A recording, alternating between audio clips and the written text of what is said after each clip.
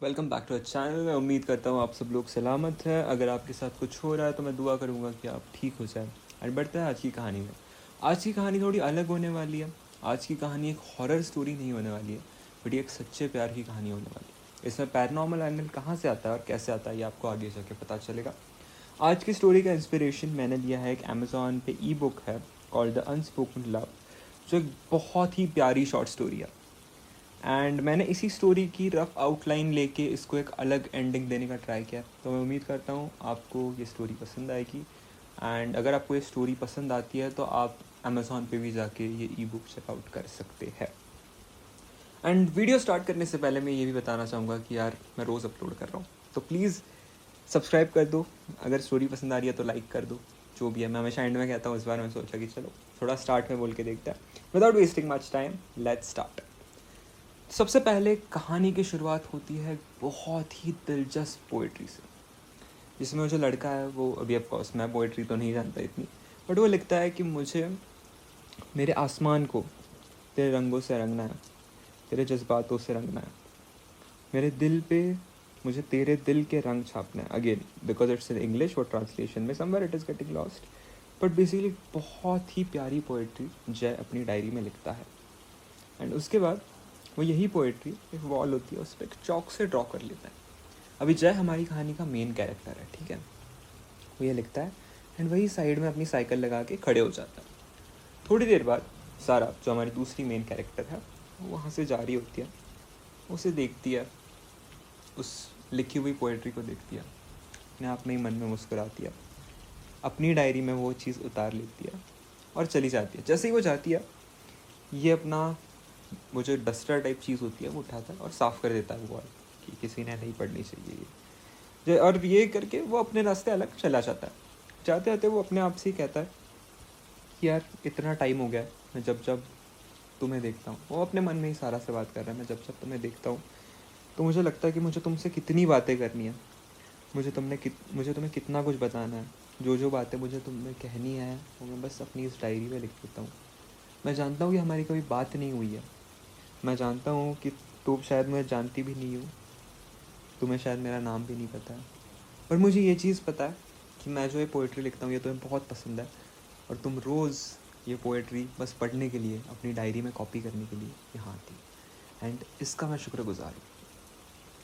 वो कहता है कि मुझे आज भी याद है जब पहली बार मैंने तुम्हें शिमला की उस सड़क पे देखा था, मॉल स्ट्रीट जो कहता है वहाँ देखा था, और वहाँ पे हल्की हल्की स्नोफॉल हो रही थी, और तुम अपना मोटा सा लेदर जैकेट पहन के, फर का कोट उस पर डाल के स्नो में खेल रही थी, किसी कुत्ते को खाना खिला रही थी। मुझे पहली बार में ही तुमसे प्यार हो गया था। पहली बार मुझे ऐसा लगा था कि जैसे तारे ज़मीन पर उतर आए। मुझे पहली बार ही ऐसा लगा था जैसे मेरी ज़िंदगी को मकसद मिल गया है। वो ऐसे कह रहा होता है एंड तभी यहाँ पे स्नो शुरू हो जाती है। ये कहानी मैं बता दूँ, ये शिमला में बेस्ड है। ये कम्प्लीटली शिमला के अराउंड ही रिवॉल्व करने वाली है स्टोरी आगे जाके। एंड शिमला की एक हॉस्टल का, अभी तक आपको समझ में आएगा कि ये दोनों एक हॉस्टल में रहते हैं। एक स्कूल है इनका जहाँ पे ये जाता है, और इनकी अभी तक बात नहीं हुई है। एंड जो जय है वो सारा से बेइंतहा प्यार करता है, क्योंकि अभी हम सिर्फ जय की पॉइंट ऑफ व्यू से स्टोरी सुन रहे हैं और सुनने वाले हैं। तो वो उससे बेइंतहा प्यार करता है, कभी उनकी बात नहीं हुई। जय बड़ा शाय किस्म का इंसान है। जय हमेशा ये करता है कि अपनी पोइट्रीज सारा को कैसे पढ़ा तो नहीं सकता सामने जाके, इतनी हिम्मत तो है नहीं, बड़े पुरानी ज़माने की स्टोरी है। तो वो वॉल पे लिखता है, सारा भी वहाँ पे जाके वो जो लिख लेती है पोइट्री अपने इसमें, खुद ही मन मुस्कुरा के चल देती है। तो उसे इतना पता है कि जो भी है, सारा कोई चीज़ पसंद तो बहुत है, जो भी वो कर रहा है, भले उसे प्यार ना हो बट उसे पसंद बहुत है, उसको खुश कर पा रहा है। पुराने ज़माने का प्यार ऐसे ही होता था, जहाँ पे जिस्मानी चीज़ें इतनी मैटर नहीं करती थी, जहाँ पे आपकी मटेरियलिस्टिक गिफ्ट्स इतनी मैटर नहीं करती थी, जहाँ पे आपकी जो एफ़र्ट्स हैं, आपके जो फीलिंग्स हैं, आपके जो इमोशंस हैं वो मैटर करते थे। बट आजकल सोशल मीडिया के ज़माने में ज़िंदगी कुछ और ही हो गई है। एंड कहीं ना कहीं मुझे भी पर्सनली ऐसा लगता है कि अगर मैं कभी ज़िंदगी में, जब से मैंने कहानी पढ़ी है, मुझे भी अपनी ज़िंदगी में एक सारा को ढूंढना है। Okay, back on the story. तो वो बताता है आगे जाके, अपने आप से बातें करते हुए बताता है कि 6 साल हो गए जब से हमें स्कूल में, जब से मैंने तुम्हें देखा है, जब से मैंने तुम्हें चाहा है। मैंने बहुत कोशिश की तुम्हें आके बताने की, ये चीज़ की मैं तुमसे कितना प्यार करता हूँ, मैं तुम्हें कितना चाहता हूँ, पर कभी तुम्हें बता ही नहीं पाया हूँ। मैं हर बार ये कोशिश करता हूँ, पर अब जब ये साल ख़त्म होने वाला है, अब जब हमारा स्कूल ख़त्म होने वाला है, मुझे पता है कि तुम यहाँ हॉस्टल में रहती हो और तुम ये शहर छोड़ के चली जाओगी। तो आज जो हमारी फेयरवेल पार्टी है, तब मैं तुम्हें ये चीज़ बता दूँगा कि मेरे दिल में क्या है। मैं शायद ये इसलिए भी कर रहा हूँ क्योंकि मैं डरता हूँ कि अगर तुम ना कहो तो तुम्हारे पास मुझे अवॉइड करने का एक रास्ता होगी, तुम तो दूर चली जाओगी। और अगर तुमने हाँ कहा तो मैं ज़िंदगी भर भी तुम्हारा इंतज़ार करने के लिए तैयार हूँ। ये सब वो अपने मन में ही कह रहा है और चलते चलते वो अपने घर जाता है। जय जो अपनी दादी के साथ रहता था, छोटा सा घर था, तब के ज़माने में लोग के इतना पैसा हुआ भी नहीं करता था, जस्ट पोस्ट इंडिपेंडेंस की बात है ये। इतना पैसा उन लोगों के पास नहीं होता था, तो छोटे छोटे घर होते थे, छोटा छोटा ही होता था।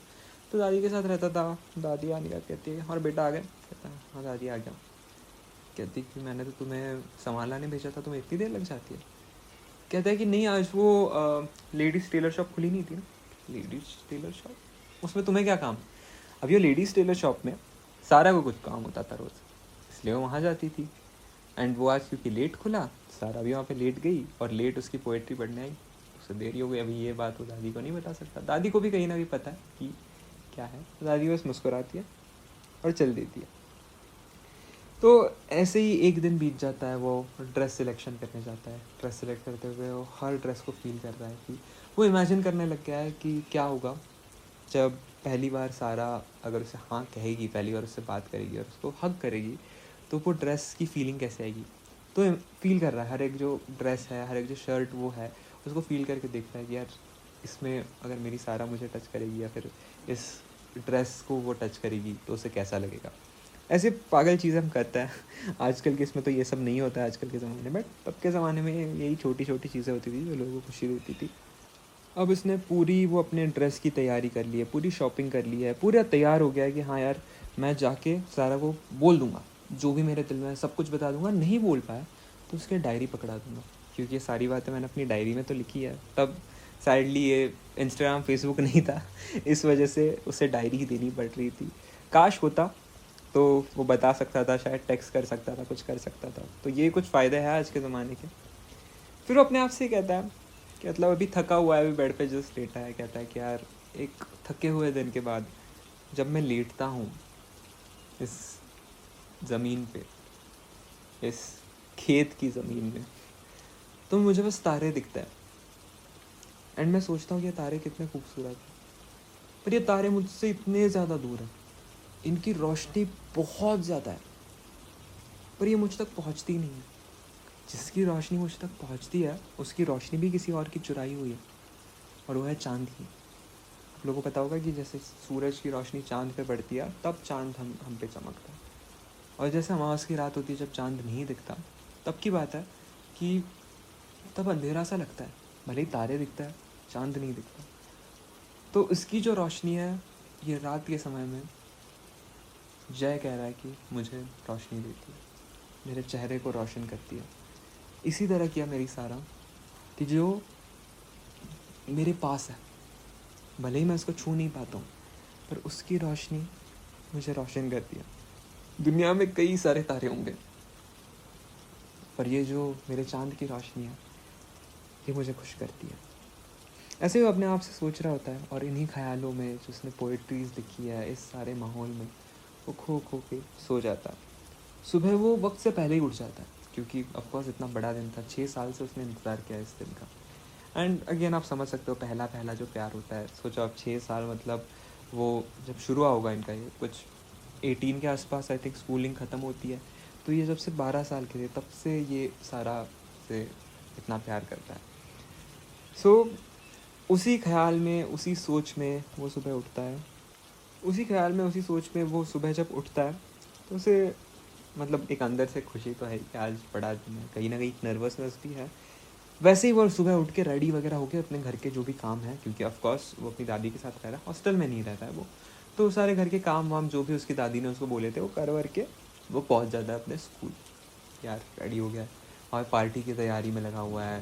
वहाँ पे सारा के फेवरेट कलर के रिबन्स लगा रहा है। अभी उसको अब सोचो कि उसे फेवरेट कलर कैसे पता, तो थोड़ा समझ आ जाता है कि किसी कलर का ड्रेस जो ज़्यादा पहन रही है, कुछ कर रही है, तो वो थोड़ा वो ऑफकोर्स ऑब्जर्वेशन स्किल से चीज़ें आ जाती है।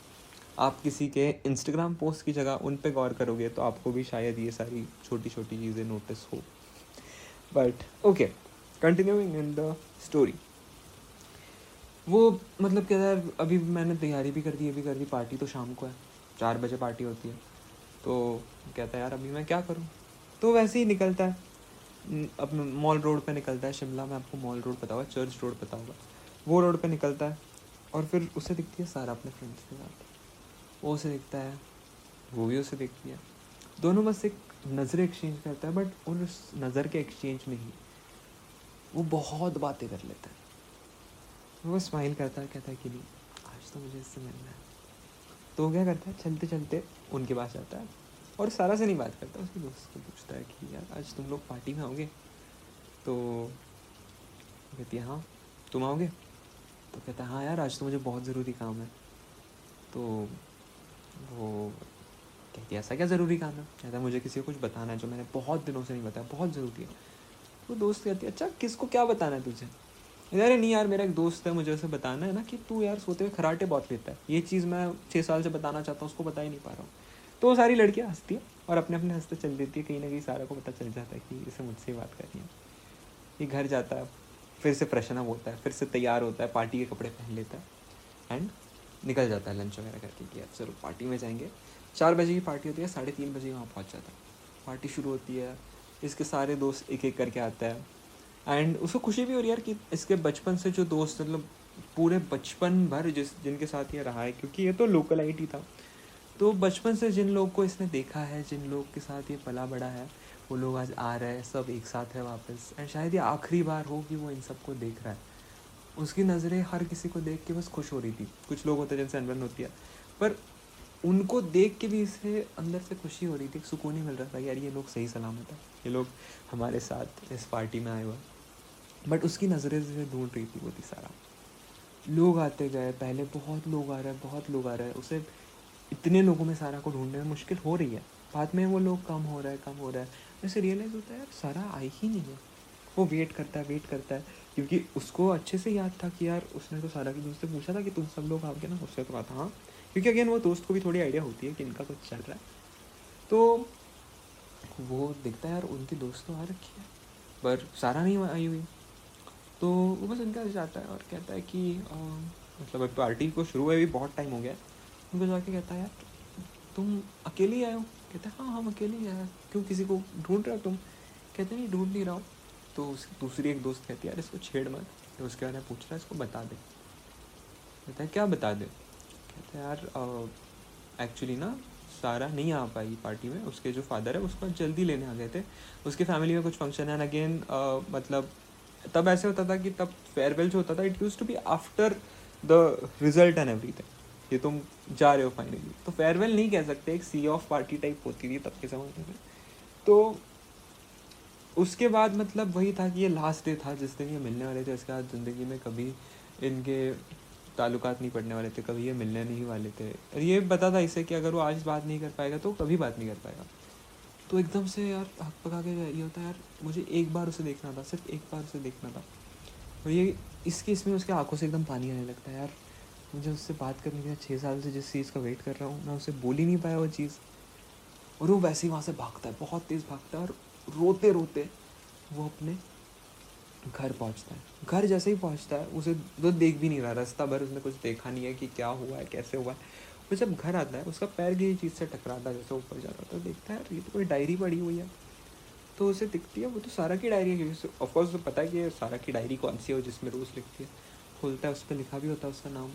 कहता है यार ये डायरी यहाँ पे कैसे है. उसका वो एकदम स्लाइड कर रहा है, उसमें एक नोट गिरती है. उसमें लिखा था कि हाय, मुझे पता है तुम्हें आज मुझे कुछ कहना था, but I am really sorry, मैं पार्टी में नहीं आ पाई. मैं तुम्हारे घर के यहाँ पे ही वेट कर रही थी 4 बजे आके कि शायद तुम मुझे मिल जाओ और तुम फाइनली वो बात कह पाओ मुझे. मैं तुमसे मिल तो नहीं पाई, पर मैं अपनी डायरी तुम्हारे लिए छोड़ जा रही हूँ. तुम ये पढ़ लेना, और किस्मत में लिखा होगा जो मेरे दिल में वो अगर तुम्हारे भी दिल में है, हम वापस मिलेंगे. ये पढ़ता है और उसे रियलाइज़ होता है शिट, वो जो 3:30 बजे से उस पार्टी में जाके बैठा है, सारा पार्टी में जाने की वजह यहाँ आई. उसने अपने फादर से कहा कि बाबा थोड़ी देर पार्टी में जाने दो, बट उसे मिलना जैसे था. एकदम कहता है यार मैं कितना बड़ा इडियट हूँ कि मैं उस पार्टी में चला गया. वो भागता है उसके हॉस्पिटल तक। एंड लकीली ऐसा होता है कि तब उनकी कार निकली नहीं होती। तब ऐसा होता है सारा पीछे वाली सीट पर बैठी है, उसके फादर आगे बैठे हैं, उसके अगेन कोई मदर या कोई है जो साइड में बैठी है। तो ये रोड के उस पार खड़ा है, कार उस पार है। तो अभी बात तो नहीं कर सकते वहाँ पे क्योंकि उसके अगेन फादर है। तो बस वहाँ जाता है, उसके अब देखता है और वैसे सिर्फ हाँ कहता है और एक डायरी, अपनी जो डायरी है उसको दे देता है कि जो उसने अभी तक सोचा है, लिखा है। एंड उसमें भी उसने लिखा होता है कि अगर तुम्हारे दिल में वही है तो हम आज से ठीक 5 साल बाद फिर से मिलेंगे। तो उसको वो डायरी वो दे देता है। एंड वहाँ से एक सेटिस्फैक्शन के साथ जाता है कि यार मतलब हमने बात नहीं की, ये जो इसका कंसेप्ट है द अनस्पोकन लव, हमने बात नहीं की बट फिर भी हमारी बात हो गई, हमारा प्यार फिर भी है, हम बिना बोले एक दूसरे को समझ पा रहे हैं। ये बहुत बड़ी बात है। तो ये होता है। इसके बाद ये घर आ जाता है एंड उस दिन से वो सिर्फ 5 साल के बाद उस दिन का इंतज़ार कर रहा होता है। यार क्या होगा उस दिन, वो ये सोच ही नहीं रहा है क्या होगा अगर वो नहीं आएगी, वो यही सोच रहा है नहीं यार वो तो आ जाएगी क्योंकि उसने लिखा है। वो उसकी डायरी पढ़ने लगता है, रोज़ उसके लिए कुछ लिखने लगता है। उसकी डायरी में हर वो चीज़ लिखी होती है जो उसने लिखी थी, उस पर सारा का रिएक्शन लिखा होता है, उसकी पोएम्स का रिप्लाई लिखा होता है कि हाँ मैं भी तुमसे उतना ही प्यार करती हूँ, मैंने तुम्हें पहली बार तब देखा था जब तुम किसी से झगड़ा कर रहे थे और उस झगड़ा करते टाइम भी तुम बहुत प्यारे लग रहे थे। तो ये सारी चीज़ें उसने लिखी हुई होती है, जो छोटी छोटी चीज़ें जय सारा की नोटिस करता था वो सारा भी उसकी नोटिस करती थी और उस डायरी में लिख रही थी। एंड बस इन वर्ड्स के एक्सचेंज के थ्रू, इस डायरी के एक्सचेंज के थ्रू वो सारा को समझ पाता है और सारा उसे समझ पाती है। अब जय के दिल में सिर्फ यही आस लगी है कि यार किसी दिन 5 साल बाद सारा फाइनली मेरी होगी। अभी उसे पता भी नहीं है कि क्या होगा 5 साल बाद, तब के ज़माने में ऐसा था कि बहुत जल्दी शादी करा देते लोगों को। और उसने कहा है 5 साल क्योंकि again most of the people जो उस टाइम पे थे, शिमला स्पेशली, जैसे हायर एजुकेशन वगैरह लेते थे, 12th तक एजुकेशन उनके मोस्टली ऐसा था कि वो कुछ कॉलेज वगैरह कर लेते थे, आगे जाके डिग्री वगैरह कर ले। दैट्स वाई एक 5 ईयर्स उसने भी लिखा होता है, सारा ने भी अपनी डायरी में 5 ईयर्स लिखा होता है। सो टू मैच इट वो ये लिख देता है। अब उसका हर दिन वही होता है कि यार कुछ डायरी लिख रहा है, वो लिखते जाता है। एज महीने पास हो रहे हैं उसके डायरीज़ बढ़ती जा रही है, वो रोज़ नई डायरी लिख रहा है, कुछ लिख रहा है। एंड वो मार्केट जाता था, उसे कोई चीज़ पसंद आती थी सारा के लिए वो ख़रीद लेता था। धीरे धीरे उसकी जो दादी थी जिनका एक छोटा सा बिजनेस था उसको वो बड़ा कर चुका है। टेक्सटाइल बिजनेस था उनका, छोटा सा एक ऐसी शॉप टाइप थी, उसको बड़ा कर चुका है। अब उसने भी एक साइड में ही लेडीज़ टेलर का एक ये खुला रखा है कि यार किसी दिन सारा आएगी तो उसे वो बार बार अपने काम करवाने के लिए उस पुरानी शॉप में नहीं जाना पड़ेगा। ये सब सोच रहा है। एक दिन उसके यहाँ पे एक मर्चेंट आता है जो कश्मीर से आता है और उसके पास पश्मीना शॉल्स होती है। तो आपको बताऊँगा पश्मीना शॉल्स और कश्मीरी आर्ट वर्क, मतलब ऐसे लगता है कि वो कपड़ा जन्नत से आया हुआ है, इतनी खूबसूरत होती है। आपने कभी देखी होगी तो, आपने नहीं देखी तो आई वुड सजेस्ट कि आप जाके गूगल पे सर्च कर लीजिए। तो वो आती है और वो इंस्टेंटली उसे प्यार हो जाता है। इवन दो मतलब वो सारी तो नहीं खरीद पाता क्योंकि इतना अमीर तो होता नहीं है, बट एक शॉल वो ज़रूर ख़रीद लेता है अपनी सारा के लिए। वो ख़रीद लेता है उसके लिए छोटे छोटे गिफ्ट जो उसने लिए होता है कि कुछ ईयरिंग्स हो गई या कुछ मेकअप का सामान हो गया, कुछ जो भी उस ज़माने में होता होगा, छोटी छोटी चीज़ें वो ख़रीद के एक ऐसे बैग में जमा कर रहा होता है। अब फाइनली वो दिन आने वाला है, बस थोड़ी दिन बचा है। एंड जैसे ऐसा था ना कि एग्ज़ाम से पहले तो हम बहुत कॉन्फिडेंट है, एक हफ्ता जैसे आ गया, एक दिन आ गया तो हमें लगता है यार मैं नर्वस हूँ, मुझे कुछ नहीं आता, मैं तो फेल होने वाला हूँ। सेम उसके साथ होने लगता है। अब तक तो जैसे मैंने कहा उसने सोचा ही नहीं था कि यार क्या हो अगर सारा नहीं आएगी, तो वो उस एंटिसिपेशन में जा लगता है। आई नो कि ये थोड़ा सा मतलब आप लोग यार बिंदास रहो ये रहो, बट उससे वैसा नहीं हो रहा था। उसे डर लग रहा था यार कि जिससे उसने ज़िंदगी भर मोहब्बत की अगर वो आई ही नहीं तो क्या होगा, कि जिसके साथ वो रह रहा है एक्चुअली उसके ख्यालों में जिसके साथ वो रह रहा है वो अगर नहीं आई तो क्या होगा। तो अब उसे डर भी लग रहा है कि क्या होगा। उसी डर में वो क्या करता है ना कि कहता है यार इतनी सारी डायरीज़ मैं लिख तो दी, मैं क्या करूँ अभी, इतनी सारी तो उसको नहीं दे सकता, हो तो इतनी डायरी देख के ही डर जाएगी। तो वो एक डायरी में कंपाइल कर देता है जो भी मेन पॉइंट्स होता है 5 साल में लिखे। वो बताता है कि सारा तुम भले ही मेरे पास नहीं हो पर तुम हर रोज़ मेरे पास होती हो, तुम मेरे ख्यालों में होती हो, मैं हर वक्त तुम्हारे बारे में सोचता रहता हूँ, तुम्हारी हर चीज़ से मैं प्यार करता हूँ, तुम्हारी अच्छी चीज़ हो बुरी चीज़ हो जो भी हो, मुझे तुम्हारी हर साइड से, तुम्हारी हर तरह के इमोशन से प्यार है। एंड इस चीज़ में वो कहता है आगे जाके कि देखो मुझे नहीं पता कि अब क्या होने वाला है, क्या तुम ये डायरी कभी पढ़ भी पाओगे या नहीं, पर मैं इतना जानता हूँ कि मैं तुम्हें एक बार देख लूँगा ना तो ये सब कंप्लीट हो जाएगा, कि मैं तुम्हारे सहारे ही पिछले 5 साल मैंने काटे कि तुम आओगी। ज़िंदगी में बहुत मुश्किलें आई, पर क्योंकि ये ख्याल मेरे साथ था कि 5 साल बाद अब तुम मुझे मिलोगी, तो मैं उसके चलते ये मैंने उम्मीद कभी नहीं हारी है। और ये करता है, फाइनली वो डे आ जाता है जब सारा से मिलने वाला होता है। अब यहाँ से एक्चुअली कहानी थोड़ी अलग होने वाली है, एज आई एम सेइंग कि ये जो कहानी थी this was in the original book. अगर आपको वो एक्चुअल एंडिंग पढ़नी है तो आप जाके वो ई बुक पढ़ लीजिए, it's called the unspoken love by Kaushal C. आप जाके वो पढ़ सकते हैं। एंड यहाँ पे आते हैं मेरे वर्जन पे। यहाँ पे जय रेडी होता है एंड वो जैसे ही बाहर जाने लगता है उसे रियलाइज होता है स्नोफॉल हो रही है, तो भागते भागते जाता है। जो उन्होंने डिसाइड किया होता है कि एक ट्री होता है जहाँ पे वो वॉल होती है ओरिजिनली, जहाँ पे लिखते थे, वहाँ पे उसका था प्लान कि मिलने का। वहाँ पे कैसे तो भागते भागते जाता है, बीच में 1-2 बार गिर भी जाता है, कितना एक्साइटेड होता है वो। वैसे ही वो मतलब उसके हाथ में चोट लगी है, कुछ लगी, उसे फ़र्क नहीं पड़ रहा है, वो ऐसे ही भागते भागते जा रहा है। 1-2 बार तो बहुत ज़ोर से गिरता है वो, बट फिर भी वो उठ के चल देता है। वहाँ पे वो बैठा है, वैसे ही उसे दिख रहा है उसके ड्रेस पूरा ख़राब हो गया, ये हो गया, उसे फ़र्क नहीं पड़ रहा है क्योंकि आज उसको सारा फाइनली मिलने वाली है। और वहाँ पे बैठा है एंड उनका टाइम जैसे उन्होंने डिसाइड किया होता है कि हम इस टाइम के आसपास, जब मतलब मोस्टली वो टाइम होता है जब वो पोएट्री लिखता था और वो उस शॉप में जाती थी और इसको ग्रोसरी लेने होते थे, वो टाइम पे वो मिलने वाले थे। एंड वो टाइम बस अभी आने वाला है, एक 15 मिनट की ही बात है। एंड तब उसके दिमाग में ख्याल आ जाता है, यार क्या हो अगर सारा वैसी हो ही ना कि जिसके सहारे मैं जी रहा हूँ, क्योंकि अब सारा सिर्फ उसका प्यार नहीं है, सारा उसकी खुदा बन चुकी है, उसके सहारे वो जी रहा है, उसने अपने दिल में अपनी एक सारा बना ली है। क्या हो अगर वो सारा वैसी ना हो तो दोनों को खोज सकता है। अब तक उसे डर था कि क्या हो अगर सारा आए नहीं, उसके पास फिर भी एक ख्यालों वाली सारा थी, उसके पास फिर भी उसकी वो सारा थी जो उसके पास हमेशा है। अगर सारा उस दिन नहीं आएगी तो उसके लिए एक तरह से वो मान लेगा कि यार उसने जो बातें लिखी वो तो सोच सारा तो मेरे साथ अभी भी है, पर क्या हो कि अब वो अगर बदल चुकी हो, क्या हो अगर वो आए और मेरी इस सारा को भी मुझसे दूर ले जाए। और इस ख्याल में उसे दिखता है कि सामने से एक गाड़ी आ रही है, बड़ी पुरानी सी गाड़ी है, टूटी फूटी सी गाड़ी है जो आ रही है। एंड उसका लगता है ये तो वही शायद सारा की फादर वाली गाड़ी है जो 5 साल पहले की थी। एंड अब उसे डर लग रहा है, यार इसमें से अगर सारा उतरी तो क्या होगा। वो अपनी डायरी और वो सामान वही छोड़ देता है और वहाँ से रोते रोते रोते रोते रोते ज़ोर से भागने लगता है। ज़ोर ज़ोर से जब वो भाग रहा होता है तो उसका पैर एक डाली में अटकता है, ज़ोर से गिरता है और एक गाड़ी जस्ट उसके सामने से गुजरती है। उसे रियलाइज़ होता है, यार मैं कब तक अपने इन ख्यालों में रहूँगा। अगर मुझे सारा के साथ रहना है तो मुझे उसके साथ रहना है। अगर वो मुझे मना भी कर देगी मुझे एटलीस्ट क्लैरिटी मिल जाएगी, बट अगर मैं आज मर गया तो क्या होगा, मैं उसके साथ कभी नहीं हो पाऊँगा। और मैं उसको ये सज़ा क्यों दूँ, अगर उसे मेरे साथ रहना है तो मैं उसको एक चांस तो दे ही सकता हूँ।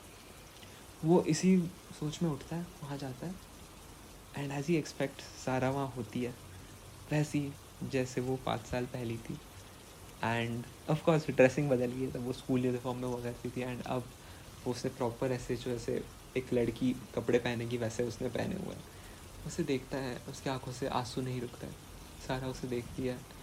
एंड तब के ज़माने में पब्लिकली हक करना एक बहुत बड़ी चीज़ होती थी, बट सारे रिस्ट्रिक्शंस तोड़ के, सारा डर छोड़ के सारा भी उसके तरफ भागता है और ये भी उसके तरफ भागता है। वो उसकी डायरी पढ़ रही होती है एंड वो उसको आके गले लगा लेती है। एंड उस वक्त में जय को लगता है कि यार उसे उसकी सारा मिल गई है, उसे वो चीज़ मिल गई है जिसकी वो तलाश कर रहा था, जिसके लिए वो इतने सालों से वेट कर रहा था। उसको पकड़ के बस रोने लग जाता है, फूट फूट के रोने लगता है। उसके अंदर का एक वो बच्चा बाहर आ गया, 12 साल का बच्चा जिसने पहली बार सारा को देखा था। इतने इंतज़ार के बाद, 11 साल के इंतज़ार के बाद फाइनली आज उसे सारा मिली है। एंड सारा उसको देख के कहती है कि तुम दूर क्यों चले गए। तो कहता है मैं डर गया था कि शायद मैं तुम्हें खो दूँगा, फिर शायद तुम वैसी नहीं होगी जैसे तुम मेरे ख्यालों में थी। तो वो सब बताता है उसको, अपनी वो जो उसने गिफ्ट ले रखे हैं वो सब दिखाता है। रोते रोते ही उसके अंदर की वो जो खुशी के आंसू वो समा नहीं रहा है। सारा कहती है अच्छा ठीक है, मेरे पास वक्त बहुत कम है, मुझे जाना है, पर आज का दिन मैं तुम्हारे साथ हूँ। कहते कहाँ जाना है तुम्हें? कहती है पता चल जाएगा। उसे एक डायरी देती है, कहती है ना मैं जब चली जाऊँगी ना तब तुम पढ़ लेना। कहता है ठीक है। तो वो फुल डे शिमला में स्पेंड करता है। पहले चर्च जाता है, फिर लेक के पास जाता है, कहीं जाता है, उसकी फेवरेट जो खाना होता है वो खाता है, फिर उस ट्री के नीचे बैठता है, एक दूसरे के हाथों पे पोएट्रीज लिखता है अपने। एंड एट द इवनिंग जब सनसेट होने लगता है तो बस एक दूसरे को हक करके रहता है। एंड उस हक करने करने के चक्कर में ना कुछ लोगों ने देख लेता है कि यार ये लोग यहाँ पे बैठे हुए ही है, और उनमें से एक वो लड़की भी होती है जो तब सारा की दोस्त थी। तो वो कहती है यार ये तो जय और सारा जैसे दिख रहा है, राइट? तो आसपास के भी जो लोग होते हैं, हाँ यार ये तो वही लोग। गांव के टाइम पे तब ऐसा होता है, मोस्टली सिटी है तुम्हारी छोटी सी है, लोग इतने ज़्यादा नहीं होते थे। एंड स्पेशली मतलब लोग पहचान लेते थे। अगर तुम किसी शहर में हो तो लोगों को खबर होती थी कि कौन कहाँ है, कौन क्या कर रहा है। तो कहते यार ये सारा तो शहर छोड़ के चली गई थी और जय की भी कोई खबर नहीं है, पता नहीं यार कहाँ ही होता है ये लोग। और ऐसे करके वो आगे चल देता है। उसके बाद थोड़ी देर बाद सारा कहती है यार जय अब मेरे जाने का टाइम आ गया है, पर जैसे तुम कहते हो मैं हमेशा तुम्हारे साथ रहूँगी। तो जय कहता है कि नहीं, तुम जहाँ जाओगे मैं तुम्हारे साथ रहूँगा। सारा कहती है नहीं, मैं जहाँ जा रही हूँ तुम वहाँ नहीं आ सकते। जय कहता है नहीं, मुझे पता है तुम कहाँ जा रही हो और मैं वहाँ आऊँगा। सारा उससे कहती है ठीक है आ जाना, और उसका हाथ पकड़ दिया, उसको एक बार टाइटली गले से लगा दिया और चली जाती है। जय डायरी खोलता है और एक स्माइल देता है, क्योंकि उस डायरी में लिखा होता है कि जय मैं तुमसे मिलना चाहती हूँ, मैं आज आ भी रही हूँ तुमसे मिलने के लिए। मुझे पता नहीं है तुम मुझे मिलोगे या नहीं, तो मैं याद दूँगी या नहीं। मुझे भी डर लग रहा है कि क्या होगा अगर तुम ना आए, क्योंकि उसने लिखा होता है अपनी डायरी में कि मैं वेट करूँगा तुम्हारा अगर तुम नहीं भी आओगे। मुझे डर है कि तुम शायद ना हो, पर मैं फिर भी आऊँगा। या मैं 5 सालों से बस इसी दिन का वेट कर रही थी, एंड फाइनली जब ये डे आया है तो मैं आ चुकी हूँ। एंड उसके बाद वहाँ पे लिखा होता है सॉरी जय मेरा एक्सीडेंट हो गया है, पर मैं अपना वादा निभाने ज़रूर आऊँगी। सो बेसिकली कहानी ऐसी थी कि सारा का एक्सीडेंट हो चुका होता है, एंड सारा की जो सोल होती है वो मरने के बाद भी अपना प्रॉमिस निभाने वापस आ चुकी थी। अभी ये एंड नहीं है। जो उनके दोस्त होता है ये कहते हैं यार ये जय एंड सारा इनके घर पे जाके, मतलब जय के घर पे तो जाके पूछता है क्या है, मतलब कहाँ गुम है भाई है। तो उसके घर जो पहुँचते हैं एकदम मातम का माहौल होता है, किसी को पता नहीं चल रहा है, सब रो रहे हैं, उसकी दादी रो रही है, पड़ोसी रोता है। वो कहते हैं यार क्या हो गया? तो वो कहते हैं दादी जी आप तो यहाँ रहते थे, जय कहाँ? तो कहते हैं बेटा जय ना एक्चुअली शहर से बाहर हमारा शॉप था, वहाँ वो काम करता था। आज वो कहीं गया था सुबह, एंड वो जो रास्ता है वहाँ पे वो गिर गया और एक कार उसके ऊपर से चली गई और उसकी डेथ हो गई। तो जो वापस गई सारा से मिलने वो भी जय की आत्मा थी, और जो जय से मिलने आई थी वो सारा की आत्मा थी। तो जो उनका प्यार था उसने उन दोनों को एक साथ लाया, उसने उन दोनों को यूनाइट किया। और शायद यही प्यार होता है कि जब हम किसी से बहुत प्यार करते हैं तो हम मरने के बाद भी अपना प्रॉमिस निभाते हैं, एंड हमें समझता नहीं है कि हम उस मोमेंट में जी रहे हैं, बट हम जी लेते हैं। So that is it for today guys. Let me know आपको इस कहानी के बारे में क्या लगा। इस स्टोरी को बनाने में एक्चुअली बहुत मेहनत लगी है, मुझे जस्टिस करना था उस ओरिजिनल स्टोरी को जिससे मैं इतना प्यार करता हूँ, इसलिए मैंने ये स्टोरी इस तरह बनाई। Let me know what do you think about this. अगर आपको ये स्टोरी अच्छी लगी है तो प्लीज़ मेरे चैनल को सब्सक्राइब कर दो, लाइक कर दो, एंड ये स्टोरी शेयर कर दो। Thank you so much.